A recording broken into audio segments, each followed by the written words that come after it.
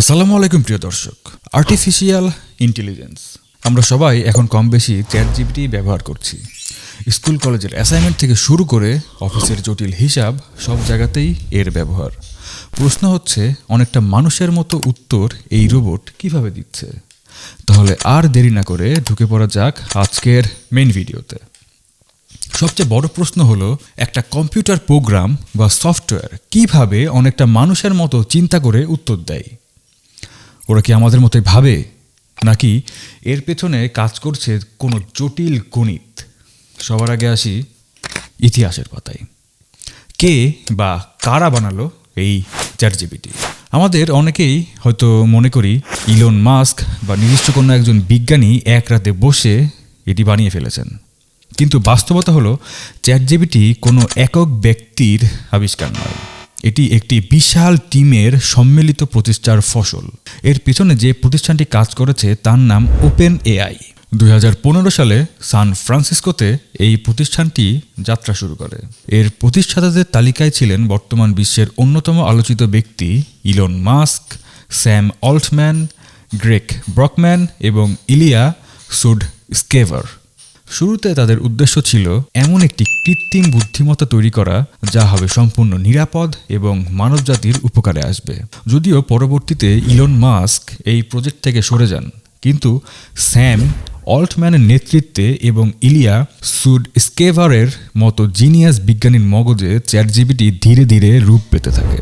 তাই এক কথায় যদি বলতে হয়, তবে চ্যাট জিপিটি হলো হাজার হাজার ইঞ্জিনিয়ার এবং গবেষকের বছরের পর বছর ধরে করা কোডিং এবং গবেষণার ফলাফল। এখন আসুন মূল বিষয়ে ঢুকি।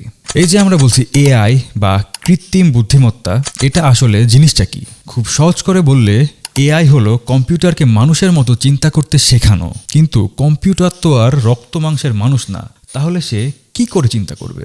মানুষের মস্তিষ্ক যেমন কোটি কোটি নিউরন দিয়ে তৈরি, বিজ্ঞানীরা কম্পিউটারের ভিতরেও ঠিক তেমনই একটি জগৎ তৈরি করেছেন, যেটাকে বলা হয় আর্টিফিশিয়াল নিউরাল নেটওয়ার্ক। এটি অনেকটা মানুষের মস্তিষ্ক জালের মতোই কাজ করে। আমরা ছোটবেলায় যেমন দেখে দেখে শিখি কোনটা আপেল আর কোনটা কমলা, এআইও ঠিক সেভাবেই ডেটা বা তথ্য দেখে দেখে শেখে। তবে এআই এরও প্রকারভেদ রয়েছে। আমরা বর্তমানে যেটি ব্যবহার করছি, যেমন চ্যাট জিপিটি বা গুগল ম্যাপস, এগুলোকে বলা হয় ন্যারো এআই, অর্থাৎ এরা নির্দিষ্ট কিছু কাজ খুব ভালোভাবে পারে, কিন্তু মানুষের মতো সব কিছু পারে না। কিছু মানুষ স্বপ্ন দেখছেন ভবিষ্যতে জেনারেল এআই বানানোর, যা একদম মানুষের মতোই সব বুঝতে পারবে, কিন্তু সেটা এখনও অনেক দূরের স্বপ্ন। পৃথিবীতে মানুষ থাকতে এমন কোনো যন্ত্রের কি প্রয়োজন আছে যা হুবহু মানুষের মতো কাজ করবে? এই প্রশ্নটা আপনাদের কাছে। আপনারা আপনাদের মতামত কমেন্টে জানান। এখন প্রশ্ন হলো, চ্যাট জিপিটি কিভাবে আমাদের প্রশ্নের উত্তর দেয়, বা কিভাবে সে মানুষের মতো গুছিয়ে কথা বলে? এখানেই আসল ম্যাজিক। এবং শুনলে অবাক হবেন, এই ম্যাজিকটা আসলে কিছুই না, শুধুই সম্ভাবনা বা প্রবাবিলিটির খেলা। বিষয়টা বুঝিয়ে বলি। আপনারা যখন মোবাইলে টাইপ করেন, তখন দেখবেন কিবোর্ড আপনাকে পরের শব্দটা কি হতে পারে সেটা সাজেস্ট করে। ধরুন আপনি লিখলেন আমি ভাত, আপনার লেখার সঙ্গে সঙ্গেই আপনার কিবোর্ড সাথে সাথে দেখাবে খাই বা খাবো। চ্যাট জিপিটি হলো এই ব্যবস্থারই একটা বিশাল দানবীয় সংস্করণ। চ্যাট জিপিটি আসলে কোনো কিছু বোঝে না, সে অনুমান করে। আপনি যখন একটি প্রশ্ন করেন, সে তার বিশাল তথ্যভাণ্ডার থেকে হিসাব কষে বের করে এই শব্দের পরে কোন শব্দটা বসালে বাক্যটা সবচেয়ে অর্থপূর্ণ হবে। সে একটার পর একটা শব্দ জোড়া লাগিয়ে এমনভাবে বাক্য তৈরি করে যা পড়ে আমাদের কাছে মনে হয়, আরে এরা তো একদম মানুষের মতোই কথা বলছে। কিন্তু এই যে সে সঠিক শব্দটা অনুমান করবে, এটা সে শিখল কোথা থেকে? এখানেই আসে তার ট্রেনিং বা প্রশিক্ষণের বিষয়টি। চ্যাট জিপিটিকে বানানোর সময় তাকে ইন্টারনেটে থাকা প্রায় সব কিছুই পড়ানো হয়েছে। উইকিপিডিয়া, হাজার হাজার বই, লক্ষ লক্ষ আর্টিকেল এবং মানুষের কথোপকথন, সব কিছু তাকে গেলাতে হয়েছে। এই ধাপটাকে বলা হয় প্রি ট্রেনিং। জিপিটি বা জেনারেটিভ প্রি ট্রেইনড ট্রান্সফর্মার নামের মধ্যেই এর রহস্য লুকিয়ে আছে। প্রি ট্রেইনড মানে তাকে আগেই সবকিছু শিখিয়ে পড়িয়ে তৈরি করে রাখা হয়েছে। সে এই বিশাল তথ্যভাণ্ডার পড়ে শিখেছে যে মানুষ কিভাবে কথা বলে, কোন প্রশ্নের উত্তরে মানুষ সাধারণত কি বলে, বা একটা কবিতার ছন্দ কেমন হয়। তবে শুধু ইন্টারনেট পড়ে শিখলেই তো আর হবে না। ইন্টারনেটে তো অনেক ভুল তথ্য আছে বা খারাপ ভাষাও। চ্যাট জিপিটি যদি সেগুলো শিখে আমাদের গালি দেওয়া শুরু করে, তাই এর পরের ধাপটি খুবই গুরুত্বপূর্ণ। এটাকে বলা হয় ফাইন টিউনিং। এই ধাপে আসল মানুষ বা হিউম্যান ট্রেনাররা চ্যাট জিপিটির সঙ্গে দিনের পর দিন চ্যাট করেছেন। যখনই এআই কোনো ভুল উত্তর দিয়েছে বা খারাপ কিছু বলেছে, মানুষ তাকে থামিয়ে দিয়েছে, বলেছে না, এটা বলা যাবে না, তোমাকে আরও ভদ্রভাবে উত্তর দিতে হবে। এই প্রক্রিয়াটিকে বলা হয় RLHF বা reinforcement learning from human feedback. ঠিক যেমন ছোটবেলায় বাবা মা আমাদের শিখিয়েছেন কিভাবে বড়দের সঙ্গে কথা বলতে হয়, ঠিক সেভাবেই চ্যাট জিপিটিকেও ভদ্রতা শেখানো হয়েছে। এখন একটা খুব ইন্টারেস্টিং প্রশ্ন করি, চ্যাট জিপিটি কি আসলে চিন্তা করতে পারে, বা এর কি কোনো নিজস্ব অনুভূতি বা চেতনা আছে? উত্তর হলো না, একদমই না। দেখুন, আপনি যখন চ্যাট জিপিটিকে বলেন আমার মন খারাপ, আর সে উত্তর দেয় শুনে খুব খারাপ লাগলো, আমি কিভাবে সাহায্য করতে পারি, তখন কিন্তু সে কোনো কষ্ট পাচ্ছে না, সে জানেও না মন খারাপ মানে কি।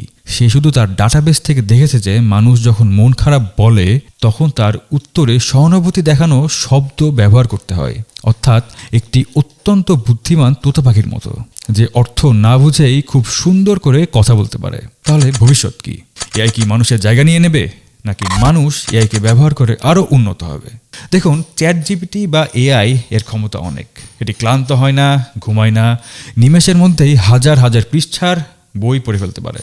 কিন্তু মানুষের যে সৃজনশীলতা, মানুষের যে আবেগ এবং নৈতিক বোধ, সেটা মেশিনের নেই।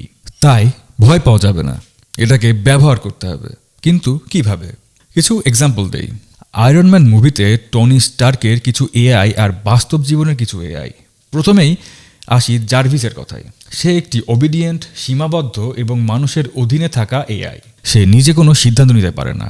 আয়রন ম্যান তাকে যা অর্ডার দেয় সে তাই করে। কিন্তু সমস্যা বাধে আল্ট্রনের ক্ষেত্রে। সে নিজের সিদ্ধান্ত নিজে নেয়। সে ভয় পায় যে মানুষ একদিন তার পাওয়ার অফ করে দেবে আর তার অস্তিত্বই থাকবে না। সেই ভয় থেকেই সে মনে করে মানুষই পৃথিবীর জন্য হুমকি। অর্থাৎ এখান থেকে আমরা কি বুঝলাম? এআই যতদিন মানুষের কন্ট্রোলে আছে ততদিন সে মানুষের জন্যই কাজ করবে, কিন্তু যেই মুহূর্তেই সে মানুষের কন্ট্রোলের বাইরে চলে যাবে সেই মুহূর্তেই সে হয়ে উঠবে মানুষের জন্য হুমকি।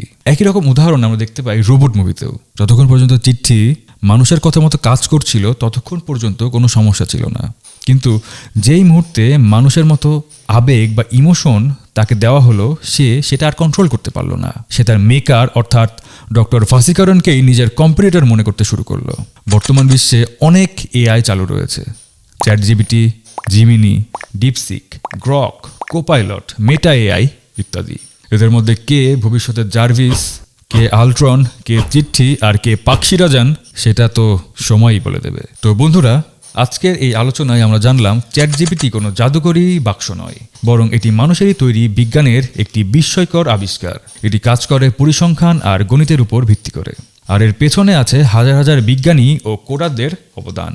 আশা করি এআই বা কৃত্রিম বুদ্ধিমত্তা নিয়ে আপনাদের মনের ধোঁয়াশা অনেকটাই কেটে গেছে।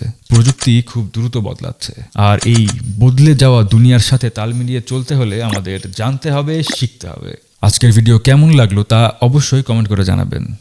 আর আপনার যদি মনে হয় এআই নিয়ে আরও গভীরভাবে জানা দরকার বা অন্য কোনো টেকনোলজি নিয়ে ভিডিও চান, সেটাও লিখতে ভুলবেন না। আমি মাহমুদুল হক সাইম আজকের মতো বিদায় নিচ্ছি। দেখা হবে পরের কোনো এক্সপ্লেইনার ভিডিওতে। ততক্ষণ পর্যন্ত ভালো থাকুন, সুস্থ থাকুন আর প্রযুক্তির সঙ্গেই থাকুন। আল্লাহ হাফেজ।